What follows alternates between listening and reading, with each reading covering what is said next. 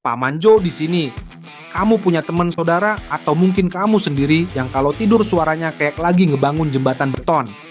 Berisik banget sampai tetangga sebelah ikut kebangun. Kenapa sih manusia bisa ngorok? Apa karena mimpinya lagi balapan motor? Dengerin nih faktanya. Pertama, ngorok itu soal jalur udara yang sempit. Pas kamu tidur nyenyak, otot-otot di tenggorokan, lidah, dan langit-langit mulutmu bakal rileks. Masalahnya, kalau terlalu rileks, mereka bakal letoy dan tutupin jalur napas. Saat udara maksa masuk, jaringan lunak itu jadi bergetar hebat.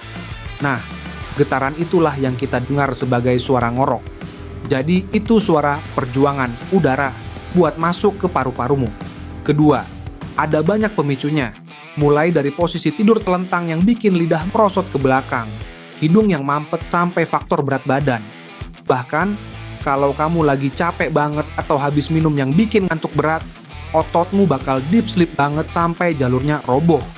Ketiga, secara filosofi, ngorok itu adalah alarm tubuh. Tubuhmu lagi bilang, woi, oksigen susah masuk nih. Jangan cuma dianggap lucu-lucuan atau bahan ledekan. Seringkali ngorok itu tanda kalau kamu butuh istirahat yang lebih benar atau perlu gaya hidup yang lebih sehat. Jangan cuek sama sinyal dari dalam. Ingat, orang yang tuh ngorok itu sebenarnya nggak sadar dia berisik. Kasihanilah mereka.